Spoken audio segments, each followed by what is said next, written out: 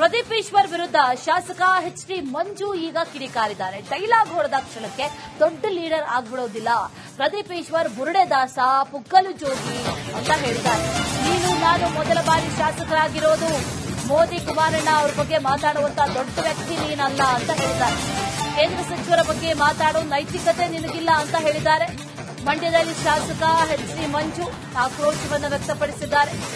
ಮೊದಲ ಬಾರಿ ಶಾಸಕರಾಗಿರೋದು, ಅವರ ಬಗ್ಗೆ ಮಾತಾಡುವಂತಹ ನೈತಿಕತೆ ಇಲ್ಲ, ಆದರೂ ಕೂಡ ಈ ವಾಗ್ದಾಳಿಗಳನ್ನ ನಡೆಸಿರೋದು ಸರಿಯಲ್ಲ ಅನ್ನುವಂತಹ ನಿಟ್ಟಿನಲ್ಲಿ ಈಗ ಎಚ್.ಡಿ. ಮಂಜು ಆಕ್ರೋಶವನ್ನು ವ್ಯಕ್ತಪಡಿಸಿದ್ದಾರೆ.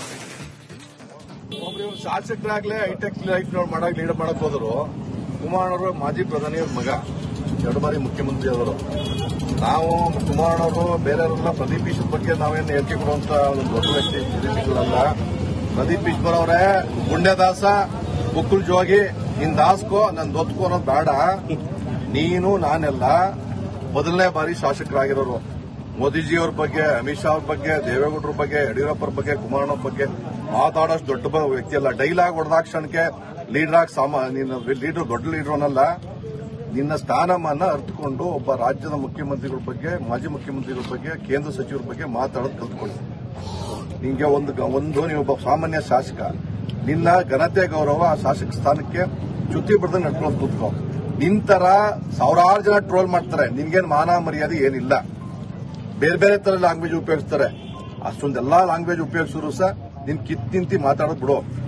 ಕೆಲವು ಕಡೆ ನಿಮ್ಗೆ ಚಪ್ಪೆ ಇಟ್ಕೊಂಡು ನಿಂತಿದ್ರು, ಮರ್ತೇ ಬಿಟ್ಟಿದ್ಯಲ್ಲ. ನೀನು ಚಪ್ಪೆ ಇಟ್ಕೊಂಡು ನಿಂತಿದ್ರು ಕೆಲವರು ಕಾರ್ಯಕರ್ತರುಗಳು, ಕೆಲವು ಸಂಘಟನೆಯರು, ಮರ್ತೇ ಬಿಟ್ಟಿದ್ದೆ.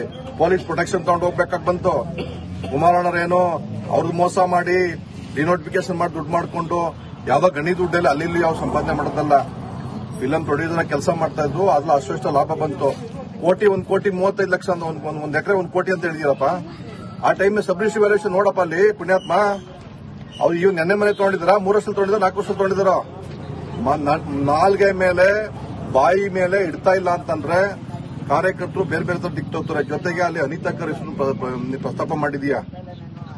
ನಾಲ್ಗೆ ಮೇಲೆ ಇಡ್ತಾ ಇಲ್ಲ ಅಂತಂದ್ರೆ 100ಕ್ಕೆ 100 ಭಾಗ ನೀನೇನ್ ಮಾತಾಡ್ತಿ ಅದಕ್ಕೆ 1000 ಪಟ್ಟು ಸಿಂಗ್ಯುಲರ್ ವರ್ಡ್ ಮಾತಾಡೋದು ಪ್ರಯತ್ನ ಮಾಡ್ತಾರೆ.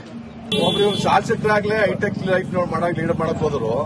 ಕುಮಾರಣ್ಣವರು ಮಾಜಿ ಪ್ರಧಾನಿಯವ್ರ ಮಗ, 2 ಬಾರಿ ಮುಖ್ಯಮಂತ್ರಿ ಅವರು.